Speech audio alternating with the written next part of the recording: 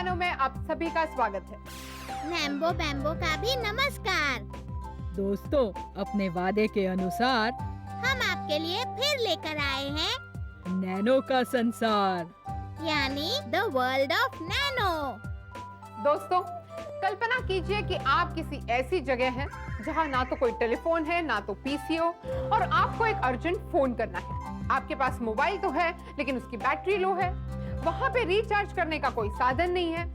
अब ऐसी सिचुएशन में आपका काम बनाएगी नैनो टेक्नोलॉजी से बनी नैनो बैटरीज। यही नहीं दोस्तों, नैनो टेक्नोलॉजी से बनेंगे ऐसे सोलर सेल जिन्हें चाहे तो आप कपड़े की तरह लपेटकर अपनी बैग में रख सके, या जरूरत पड़ने पर चादर की तरह बिछाकर उससे ऊर्जा प्राप्त कर सके और अपने इलेक्ट्रिक और इलेक्ट्रॉनिक उपकरण चला सके।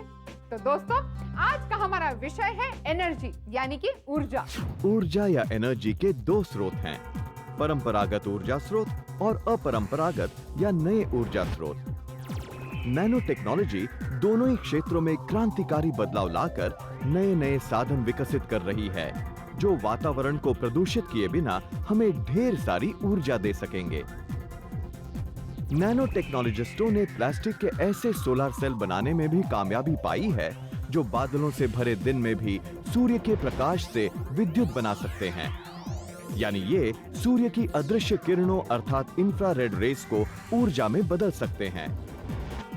इस सोलर सेल के ऊर्जा उत्पन्न करने वाले उपकरण प्लास्टिक पर पेंट की तरह स्प्रे करके लगाए जाएंगे, ताकि ये आसानी से एक पोर्टेबल इलेक्ट्रिसिटी डिवाइस का काम दे सकें। यही नहीं, अब आपके शर्ट को भी सोलर शर्ट बनाया जा सकता है। इस शर्ट को पहनने के बाद आपका सेल फोन और दूसरे वायरलेस उपकरण शर्ट द्वारा चार्ज होते रहेंगे। सूर्य की धूप में हमारी जरूरत से 10,000 गुना ज्यादा ऊर्जा मौजूद रहती है। धरती के 0.1% हिस्से में यदि प्लास्टिक सोलर फार्म जैसी विद्युत व्यवस्था विकसित की जा सके, तो हमें विद्युत उत्पादन के लिए किसी और स्रोत की जरूरत ही न पड़े। ये बिजली अन्य स्रोतों के मुकाबले बेहद सस्ती भी होगी। क्या आप जानते हैं कि हमें सूर्य का केवल आधा प्रकाश ही नजर आता है और आधा अदृश्य इंफ्रारेड किरणों के रूप में होता है। मौजूदा प्लास्टिक सोलर सेल सूर्य की विजिबल रोशनी का ही उपयोग कर सकते हैं, लेकिन अब नैनो टेक्नोलॉजी की मदद से पहली बार यह मुमकिन हुआ है कि नैनो प्लास्टिक सेल अब अदृश्य इंफ्रारेड किरणों से भी बिजली बना सकेंगे। नैनो टेक्नोलॉजिस्टों ने खास ढंग से डिजाइन किए हुए नैनो पार्टिकल्स को पॉलीमर के साथ मिलाकर ऐसा प्लास्टिक बनाया है जो इंफ्रारेड किरणों में भी ऊर्जा का पता लगा सकता है और उसे उपयोग में ला सकता है। ये नया प्लास्टिक सेल सूर्य की 30% रेडिएंट एनर्जी का उपयोग कर सकेगा, जबकि अब तक बने अच्छे से अच्छे सोलर सेल सूर्य की केवल 6% एनर्जी ही उपयोग में ले पाते हैं। नैनो टेक्नोलॉजीज ने सैनिकों के लिए फ्लेक्सिबल सोलर पैनल से बने ऐसे टेंट्स और यूनिफॉर्म बनाने में कामयाबी हासिल की है, जो युद्ध के क्षेत्र में पोर्टेबल पावर सोर्स की तरह काम कर सके। नैनो टेक्नोलॉजिस्ट सैनिकों के बैकपैक और तंबुओं के ऊपर फ्लेक्सिबल सोलर पैनल चढ़ाने की कोशिशों में जुटे हैं। सोलर पैनल वाले टेंट प्लास्टिक पर बारीक सिलिकॉन फिल्म चढ़ाकर बनाए जाएंगे और आराम से 1 किलोवाट बिजली पैदा कर सकेंगे, जो उनके तंबू में रखे पंखों, रेडियो, वायरलेस और कंप्यूटर लैपटॉप चलाने के लिए पर्याप्त होगी। टिटेनियम नैनो ट्यूब्स और नेचुरल डाई से बने सोलर सेल सोलर एनर्जी के उत्पादन के लिए काफी सस्ते और किफायती साबित हो सकते हैं। अब ऐसे डाई सेंसिटिव सोलर सेल बनाने की दिशा में ध्यान दिया जा रहा है, जो नैनो पार्टिकल्स और विभिन्न रंगों द्वारा बनाए जाएंगे। नैनो टेक्नोलॉजिस्टों ने डाई सेंसिटिव सोलर सेलों में टिटेनियम नैनो ट्यूब्स इस्तेमाल करके प्रारंभिक चरण में ही सौर ऊर्जा के 30% भाग से बिजली बनाने में कामयाबी पा ली है।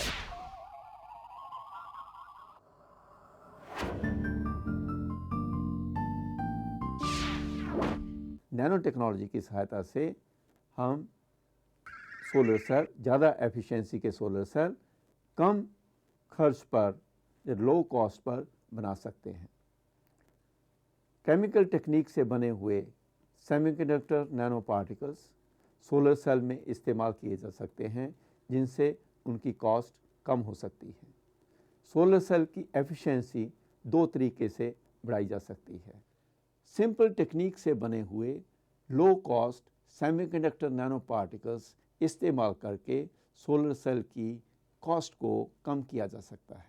दूसरा तरीका, जैसा कि हम जानते हैं, सेमीकंडक्टर नैनो पार्टिकल्स में नैनो पार्टिकल्स के साइज़ को चेंज करके उनकी प्रॉपर्टीज़, जैसे उनका अब्जॉर्प्शन एज या बैंड गैप, चेंज किया जा सकता है। एक ही सेमीकंडक्टर्स के अलग अलग साइज़ के नैनो पार्टिकल इस्तेमाल करके हम सनलाइट को एफिशिएंट तरीके से सोलर सेल में अब्जॉर्ब कर सकते हैं, जिससे उसकी एफिशिएंसी एक सिंपल सेमीकंडक्टर सोलर सेल की तुलना में बढ़ सकती है।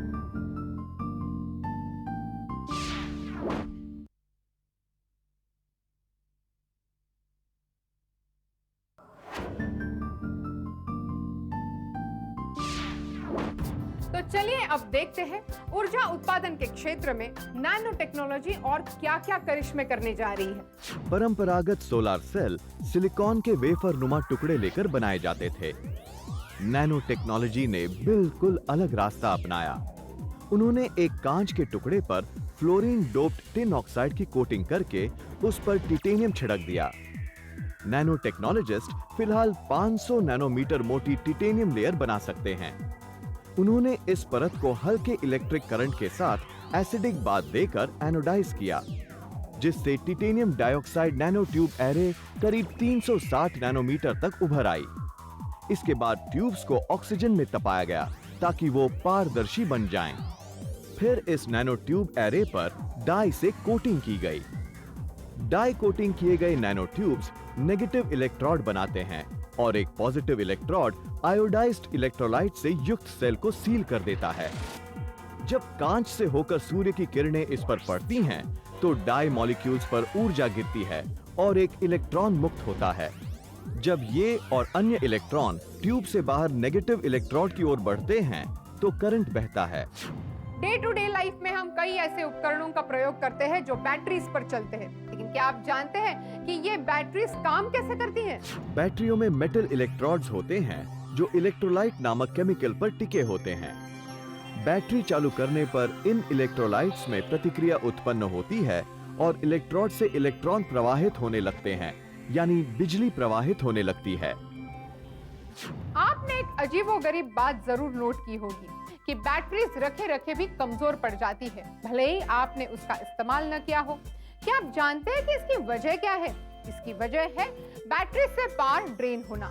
साधारण बैटरियों में सारे केमिकल्स एक साथ मिले होते हैं, जिसके कारण उनमें निरंतर प्रतिक्रिया जारी रहती है।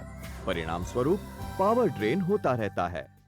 अब नैनो टेक्नोलॉजिस्ट ऐसी बैटरियां बनाने के प्रयास में जुटे हुए हैं जिनके भीतर केमिकल्स आपस में मिले हुए ना हो, यानी कि जब तक बैटरी को ऑन नहीं किया जाएगा, उनके भीतर किसी भी तरह का केमिकल रिएक्शन नहीं होगा। और इतना ही नहीं, 20-25 सालों तक पड़े रहने के बावजूद ये वैसी की वैसी रहेगी। ये कार्य नैनो ग्रास के माध्यम से संभव हो सकेगा। इस नैनो ग्रास की पत्तियां मनुष्य के बाल से 1000 गुना बारीक होंगी। नैनो ग्रास के डंठलों द्वारा बैटरी की सतह पर इलेक्ट्रोलाइट्स की बूंदें छोड़कर ऊर्जा बनाने की प्रक्रिया शुरू की जाएगी। उपकरण को ऑन करने तक न ऊर्जा बनेगी न खर्च होगी, किंतु उपकरण ऑन होते ही इलेक्ट्रोलाइट्स की बूंदें नैनो ग्रास की जड़ पर पहुंचकर केमिकल रिएक्शन करेंगी और ऊर्जा उत्पन्न होने लगेगी। बैटरी चलाने के लिए आवश्यक है कि इलेक्ट्रोलाइट और इलेक्ट्रोड एक दूसरे को स्पर्श करें, तभी केमिकल रिएक्शन होगा। यहाँ पर चूंकि दोनों एक दूसरे को स्पर्श नहीं करते, इसलिए केमिकल रिएक्शन नहीं होता और बैटरी का क्षय भी नहीं होता। मगर ज्यों ही आप तरल को नीचे की ओर छोड़ने लगते हैं, तो ये नैनो ग्रास की जड़ को भिगोना शुरू करता है। परिणाम स्वरूप केमिकल रिएक्शन आरंभ हो जाता है और बिजली बनने लगती है। ये नैनो बैटरीज आपके बंद सेल फोन को दोबारा चला सकेंगी। इतना ही नहीं, कई सारे इलेक्ट्रॉनिक उपकरणों की बैटरीज खत्म हो जाने के बाद भी इन नैनो बैटरीज के जरिए इन्हें बहुत देर तक चलाया जा सकेगा। और एक बात, ये बैटरीज इमरजेंसी उपयोग के लिए होंगी। अगर बहुत लंबे समय तक आपको बैटरीज पे चलने वाले इलेक्ट्रॉनिक उपकरणों को उपयोग में लाना है और बैटरी खत्म होने का खतरा हो, तो आप इन नैनो बैटरीज को सप्लीमेंट्री बैटरीज की तरह इस्तेमाल कर सकते हैं। पुराने या कहिए परंपरागत इलेक्ट्रिक बल्ब प्रकाश तो देते हैं, लेकिन गर्मी भी खूब छोड़ते हैं। अगर ये कहा जाए कि ये बल्ब लाइट से ज्यादा हीट फैलाते हैं, तो गलत नहीं होगा। दूसरे शब्दों में, ऊर्जा का बहुत बड़ा हिस्सा गर्मी के रूप में नष्ट कर देता है ये बल्ब। अब नैनो टेक्नोलॉजिस्ट ने इस क्षेत्र में ऐसा करिश्मा कर दिखाया है जिससे प्रकाश तो खूब मिलेगा, लेकिन आज के मुकाबले ऊर्जा की खपत आधी से भी कम होगी। नैनो टेक्नोलॉजिस्टों ने परंपरागत इलेक्ट्रिक बल्बों के स्थान पर ऐसे सेमीकंडक्टर क्रिस्टल का प्रयोग किया जो विद्युत संवाहक भी हो और रोशनी भी दे सके। इस प्रकार जो उपकरण बना वो था क्रिस्टल लेड यानी लाइट एमिटिंग डायोड्स। ये क्रिस्टल लेड मौजूदा इलेक्ट्रिक बल्ब से अधिक चमकदार रोशनी देते ही है, साथ ही ये बहुत सस्ते और टिकाऊ भी होते हैं। अब बहुत ही जल्द ये आपके घर को रोशन करेंगे। जानते हो बैम्बो, नैनो टेक्नोलॉजी से बने ऊर्जा उपकरणों की सबसे बड़ी खूबी क्या होगी? हाँ, ये मौजूदा उपकरणों से ज्यादा बढ़िया होंगे। हाँ, वो तो है। और ये ज्यादा सस्ते होंगे। ये भी ठीक है। और सभी कुछ क्या मैं ही बताऊं? तुम भी तो कुछ बताओ। तो सुनो, नैनो ऊर्जा उपकरणों की सबसे बड़ी खूबी ये होगी कि ये एनवायरनमेंट फ्रेंडली होंगे, यानी वातावरण को जरा भी प्रदूषित नहीं करेंगे। Correct, you are very intelligent नैम्बो। अब नैनो टेक्नोलॉजिस्ट एक और बड़ा कमाल करने जा रहे हैं। ये मिनिएचर सर्किट्स और कई दूसरे उपकरण बनाकर मानव जीवन को खुशहाल बनाने की कोशिश में है। और ऐसे ही उपकरणों में है नकली नाक और नकली आंख। नैनो टेक्नोलॉजिस्टों का विचार है कि नैनो बैटरियां बड़ी आसानी से इस समस्या को सुलझा सकेंगी और नकली आंख या नाक दीर्घकाल तक कार्यरत रह सकेंगी।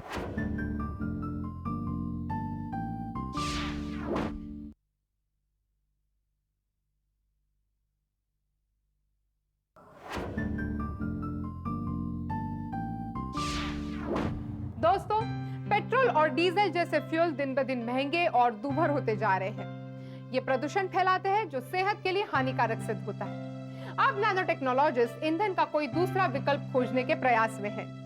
इन विकल्पों में एक है हाइड्रोजन फ्यूल सेल। आम बैटरीज के मुकाबले हाइड्रोजन फ्यूल सेल ऊर्जा को अधिक प्रभावशाली ढंग से संग्रहित रख सकते हैं। ये गैसोलीन जैसी चीजों से दुगनी ज्वलनशीलता रखते हैं और वेस्ट के रूप में थोड़ा सा पानी छोड़ते हैं। सबसे मजे की बात यह है कि इन्हें बनाने और चलाने में कम खर्च आता है। अरे तब तो सारी कारों को हाइड्रोजन फ्यूल सेल आधारित बना देना चाहिए। ये इतना आसान नहीं है बैम्बो। सबसे बड़ी समस्या ये है कि इतनी अधिक मात्रा में हाइड्रोजन लाएं तो लाएं कहां से? क्यों? क्या धरती पर हाइड्रोजन की कमी है? नहीं, दुनिया में सबसे ज्यादा मात्रा में अगर कोई पदार्थ है तो वो हाइड्रोजन ही है, मगर ये अन्य पदार्थों के साथ मिला हुआ है, जबकि फ्यूल सेल के लिए जरूरत होती है शुद्ध हाइड्रोजन की। ओह, फिलहाल अधिकांश हाइड्रोजन प्राकृतिक गैस के अणुओं को तोड़कर बनाई जाती है। ये खर्चीली तो है ही, साथ ही इसमें अत्यधिक मात्रा में प्राकृतिक गैस भी खर्च हो जाती है। हाइड्रोजन फ्यूल सेल से चलने वाली गाड़ियों की बैटरी ऑक्सीजन और हाइड्रोजन को मिलाकर पानी में बदलती रहती हैं। इस प्रक्रिया में इतनी गर्मी और बिजली पैदा होती है जो गाड़ी को चलाए रख सके। नैनो टेक्नोलॉजिस्ट ने एक ऐसा नैनो स्केल तरीका खोज निकाला है जिसके द्वारा पानी से सीधे हाइड्रोजन को निकाला जा सकता है। मौजूदा हाइड्रोजन उत्पादन प्रक्रिया के मुकाबले इसमें ऊर्जा की खपत कम होगी। पानी से हाइड्रोजन निकालने की विधि काफी जटिल है। इसके लिए पानी को 2000 डिग्री सेल्सियस तक गर्म करना पड़ता है। उच्च ताप पानी के अणुओं को तोड़ देता है और हाइड्रोजन निकल आती है, किंतु पानी को इतने उच्च ताप तक ले जाने में बहुत बिजली भी खर्च होती है। इस तरह बनी हाइड्रोजन काफी महंगी पड़ती है। अब यहाँ पे काम आई हमारी नैनो टेक्नोलॉजी। नैनो टेक्नोलॉजिस्ट ने पाया कि डिफेक्टिव कार्बन नैनोट्यूब्स के प्रयोग द्वारा पानी के कणों को तोड़कर हाइड्रोजन प्राप्त करना कंपैरेटिवली आसान तरीका साबित हो सकता है। नैनो ट्यूब में स्वाभाविक ढंग से आने वाले दोषों के कारण इनमें केमिकल रिएक्शन की मात्रा बढ़ जाती है, जिससे पानी के ऑक्सीजन और हाइड्रोजन अणु अलग हो जाते हैं। असल में जिन अणुओं से ये नैनो ट्यूब बनते हैं वही अपूर्ण होते हैं। इनमें कार्बन एटम नेटवर्क कई जगहों पर टूटा हुआ होता है, परिणाम स्वरूप इनमें ऐसी प्रतिक्रिया होती है। यहाँ एक बात और समझ लें, आमतौर पर कार्बन नैनोट्यूब्स में जब केमिकल रिएक्शन की बात कही जाती है तो हम समझ लेते हैं कि ये reaction perfectly form nano structures में है, लेकिन ऐसा नहीं होता। ये रिएक्शंस केवल दोषपूर्ण कार्बन नैनोट्यूब्स में ही होती है। परफेक्टली फॉर्म कार्बन नैनोट्यूब्स में कोई प्रतिक्रिया नहीं होती। नैनो टेक्नोलॉजिस्टों ने कई महीनों तक पानी के गुणों का अध्ययन किया। उन्होंने ये भी पाया कि पानी के मॉलिक्यूल को तोड़ने के लिए इसे उच्च ताप में ले जाने की प्रक्रिया में जितनी बिजली खर्च होती है, उसके मुकाबले डिफेक्टिव कार्बन नैनोट्यूब इस्तेमाल में लाने पर बहुत कम बिजली खर्च होगी। यानी हम पुरानी पद्धति के मुकाबले अब बहुत सस्ते में हाइड्रोजन प्राप्त कर सकेंगे और दुनिया से ऊर्जा का संकट खत्म कर सकेंगे। हाइड्रोजन निकालने के काम में ही नहीं बल्कि हाइड्रोजन संग्रहित करने के कार्य में भी नैनो टेक्नोलॉजी हमारी मदद कर सकती है। चलिए देखें कैसे। नैनो टेक्नोलॉजी इस काम में केजी स्ट्रेटजी या पिंजरा नीति प्रयोग में ला रही है। इसके तहत जिंक बेस्ड बॉक्सेस वाले नैनो स्केल स्कैफोल्डिंग्स बनाए जाएंगे जो हाइड्रोजन को अपने प्रकोष्ठों में संग्रहित रख सकेंगे। न्यूट्रॉन बीम्स को सलाई की तरह प्रयुक्त करके वैज्ञानिक ये मालूम कर सकते हैं कि जिंक और ऑक्सीजन क्लस्टर में हाइड्रोजन कहां पर मेटल ऑर्गेनिक फ्रेमवर्क या MOF बनाता है। इसे MOF पाई भी कहते हैं। इस विशिष्ट पदार्थ यानी MOF पाई में 4 डॉकिंग साइट्स होती हैं।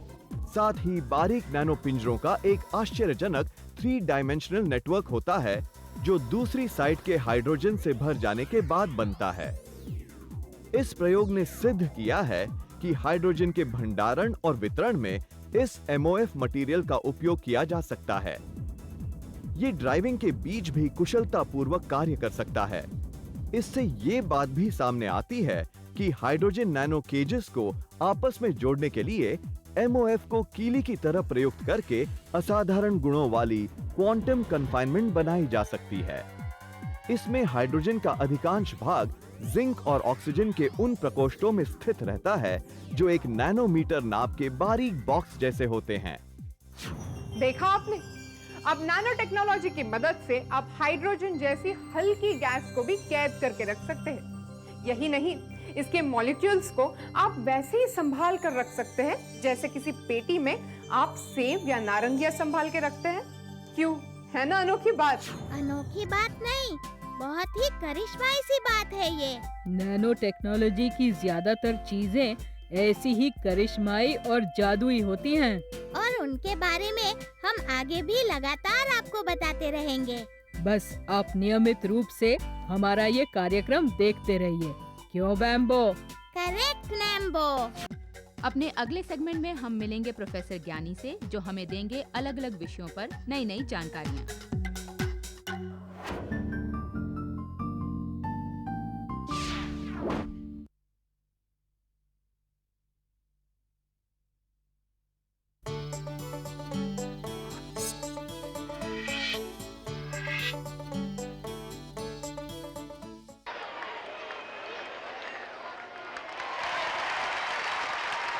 वाह, इस बाउंड्री ने तो हमारी टीम की जीत निश्चित कर दी।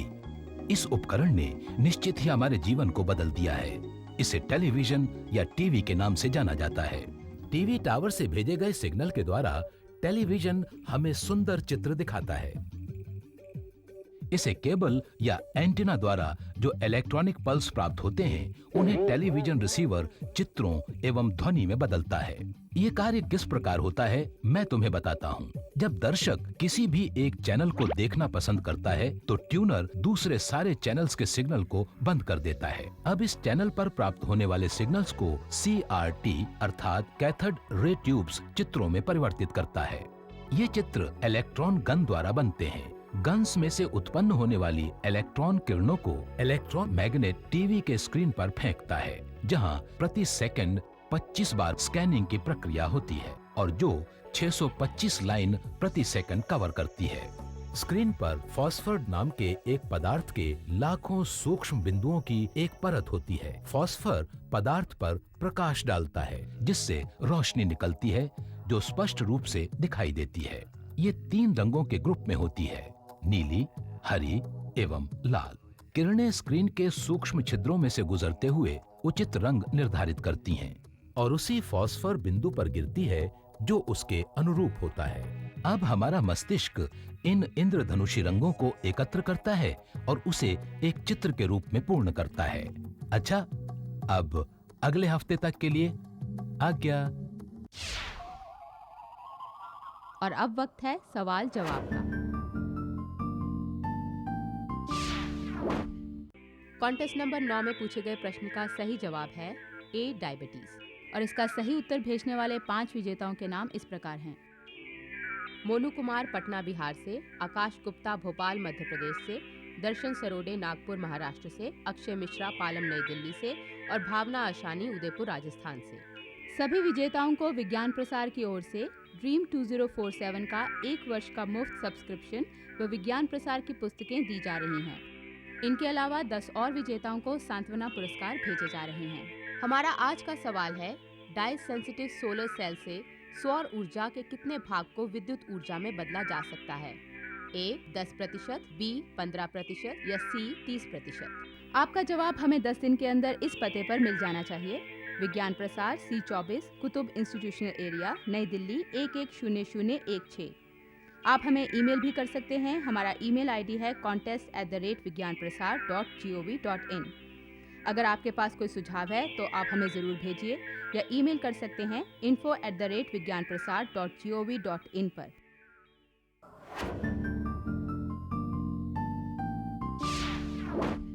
जाते जाते एक बात फिर से दोहराना चाहती हूँ, हमारा ये show the world of nano यूं ही देखते रहिए और नैनो टेक्नोलॉजी के बारे में आपका ज्ञान बढ़ाते जाइए, क्योंकि ये ज्ञान आपका बहुत फायदा करेगा, क्योंकि आने वाला वक्त नैनो टेक्नोलॉजी का वक्त है। तो अब इजाजत दीजिए, फिर मिलेंगे अगले हफ्ते इसी दिन इसी समय। तब तक के लिए नमस्कार। वर्ल्ड ऑफ नैनो यानी नैनो का संसार। और हमारा नमस्कार। अपने अगले अंक में हम आपको बताएंगे कि किस प्रकार नैनो टेक्नोलॉजी ऑटोमोबाइल्स के क्षेत्र में आश्चर्यजनक परिवर्तन लाने वाली है।